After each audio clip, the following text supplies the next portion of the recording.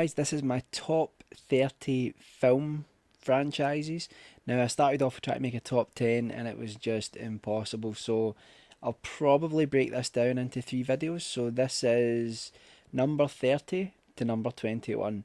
Best film franchise of all time. Now, I should say that this doesn't mean that I think that one film is better than another film. It's really just about the franchises as a whole. So you'll see quickly that low down the list there are some films which are phenomenal, but just that the franchise doesn't stack up as much as some other film franchises. Okay, so here we go, number 30. Okay, this is the Escape double bill. That's Escape from New York and Escape from LA. Now, a lot of people will love Escape from New York, which is a sort of futuristic action thriller about a convict that gets sent into New York, which has been turned into a prison colony to try and rescue the President of the United States. Um, the original Escape from New York is like just one of my favourite films ever. It's phenomenal. Now, a lot of people hate Escape from LA. I hated it when it came out, but now I actually really like it. Callum may be watching this, and he always gets on to me because I say it's a parody of the original film. I think it's a spoof. I think it's also a satire. I think it's poking fun at the action genre of the time as well. Now, a lot of people don't see that. They just think it's a naff sequel. Fair enough, if that's your opinion, but I do genuinely think that it's a very good sequel. It it's almost a remake of the original, but remaking it so that it's very more sort of tongue in cheek. Anyway, so that's number 30, the Escape films. Number 29, the Matrix trilogy. Now, I loved the first Matrix film, and I thought that the Matrix brought um, brought something to cinema that hadn't really been seen before, or rather, it combined elements that hadn't really been combined before. You had so many different genres within the first Matrix film. However, the other films were a real disappointment. I think they tried to push the technology too far. They relied too much on CG, even though in the first film, there was phenomenal effects, some effects that we'd never seen before. They relied too much on it, and really by the time it got to the third film, it was just an outright mess. But in saying that, the first film was very strong, and the second film, I will argue, does have some phenomenal moments in it. I think the fight scene in the chateau on the staircase is, one of the best fight scenes I've ever seen. But yeah, the second and third film are really poor compared to the first movie. But I put that in at 29. Okay, number 28, controversial, Ghostbusters. Um, I love Ghostbusters, and I have a soft spot for Ghostbusters too. A lot of people hate it, including Bill Murray. Bill Murray hated Ghostbusters 2. In fact, he said recently when they were talking about making Ghostbusters 3, well, I think the wounds have finally healed from Ghostbusters 2. Yeah, Ghostbusters 2 is nowhere near as good as the first film, but it has a lot of really great uh, comedy moments in it. I think there's some just great Ghostbusters moments in it, but I think that the problem with it is that there's a lot of things that I would criticise within the film. That being said, if it was a standalone movie, I think it's a good film. I think it's just that compared to the first one, it falls short. So that's number 28. Number 27 is Friday the 13th. Friday the 13th is probably the longest running horror franchise, at least numerically, in terms of the number of films that are there. I always get a kick out of the Friday the 13th films. Yes, many of them are really schlocky, but we've got to remember that in some of the earlier films, there's some really great moments of horror in it that are actually quite creepy. So, but I think that it's became a sort of staple of the horror genre, Friday the 13th, and everybody always looks forward to seeing Jason Voorhees, next outing. Even though the films are just ridiculous, they're not of a high quality, but over the piece, You know, it's a huge franchise in terms of the number of films that have been made. And I find, with the exception of maybe one or two, I find all of them thoroughly entertaining. Number 26 is Jurassic Park. Jurassic Park, I think, really. The first film, just like the effects are probably the best CG I've ever witnessed. Would be for the T Rex in the Jurassic Park, the first Jurassic Park film. It's a shame, really, that 20 years on we haven't actually equaled it. But I think they got it right because they sort of got the balance right between animatronics, real life effects, and CG. When they had to use the CG, they did, but they didn't just use it as a lazy way of getting out of situations.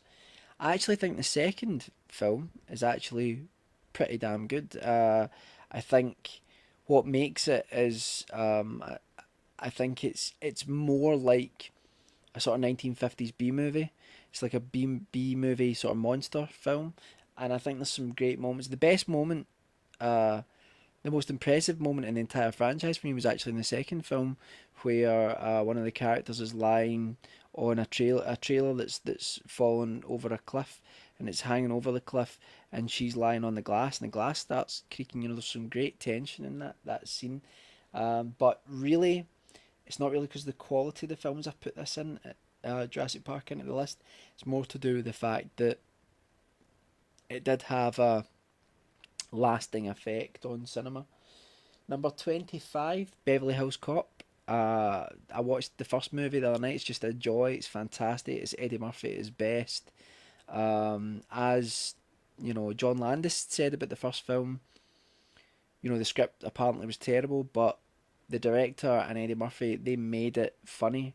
You know, they got there and they just added things in, and it could have been a very straight laced film, but Eddie Murphy made it a comedy, and just all the characters, the sporting cast, it's just an absolute joy and one of the best movies I think of the 1980s.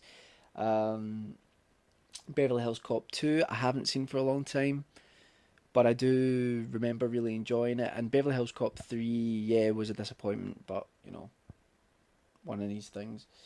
Number 24, Spider-Man. Now, normally this I would have put this higher on the list. Spider-Man, the first film I actually really enjoy, but I think the second film is one of the best superhero films ever made. This Spider-Man 2 is just phenomenal from start to finish.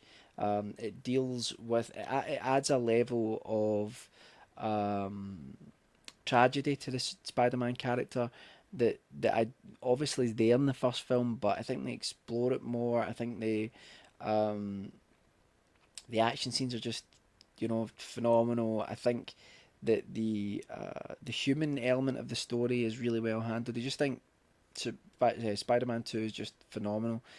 The reason it's so low on the list is because Spider-Man 3 was just terrible. It was one of the worst sequels I've ever witnessed.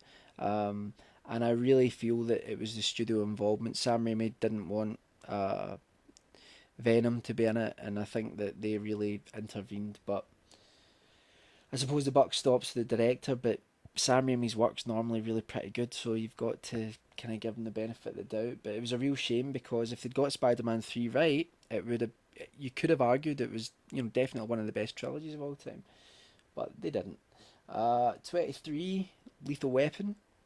A lot of people, make fun of Mel Gibson because of his troubles, but I think that Lethal Weapon 1 and 2 are actually brilliant films. I watched them recently, thoroughly enjoyed them. I loved them when I was a kid. I think there's just phenomenal action. Mel Gibson, Danny Glover, they're both fantastic in the film. There's great banter between the two of them. Action scenes are phenomenal, and there's really great stories, especially in the second one when it deals with racism and apartheid. It's and Joss Ackland's phenomenal in the second one. Diplomatic immunity. I can't do the accent, but anyway, yeah, the Lethal Weapon films are great. The first two, third one's okay. Fourth one I haven't seen. I've heard it's pretty poor, but I'm sort of going on the first two. All right, 22, Nightmare on Elm Street. Freddy Krueger. The people forget that the original Nightmare on Elm Street is actually really quite frightening. It's a great horror film. It's a very serious character. I mean, it's a character who is a child molester who has been burned to death and then comes back to kill children in their sleep. I mean, you don't get anything nastier than that. Somehow, over the course of the franchise, they turned him into a joke. Now, but even when they did that, you kind of ended up. Freddy Krueger was like just an ever present, just constantly there throughout the 1980s. He had his own television show, which was like an anthology horror show. Released like a song. Just he was just constantly there, and I think across the piece, the films are always good fun. If you're into your sort of bizarre deaths, that's what the Freddy Krueger films are like notorious for. And I actually think that if you watch New Nightmare, that's a pretty important film because it's a postmodern horror film in the same way that Scream was, also made by Wes Craven, and I think that he really sharpened his teeth on A New Nightmare and then got it right with Scream with regards to something that was very, very self-aware, which was a criticism of the genre, but also a great entry in the genre in itself. So anyway, actually forgot about Scream. Sorry, Scream's not on the list. So that's Nightmare on Elm Street. Okay, the last one for today is Jaws. I think the first first film was really it's one of my favorite films of all time. Don't know why I'm looking over there. The first film is one of my favorites of all time. It's a wonderful, wonderful movie. It's just it's terrifying. It's frightening. The acting's phenomenal. And I think actually, if I had to choose one scene in Hollywood history for the greatest acting collectively amongst the actors, it would be when the three main characters are on the boat and they're talking about their different wounds and drinking and telling their stories, and it's just the acting in that scene is absolutely phenomenal. But the whole film from start to end is incredible, and it's very, very, very popular now to mock Steven Spielberg and to criticize him. But see, at the end of the day, anyone that tells you that Steven Spielberg is not a great filmmaker, pop Jaws on, make them watch it, not at gunpoint, but show them Jaws and see if that changes their mind.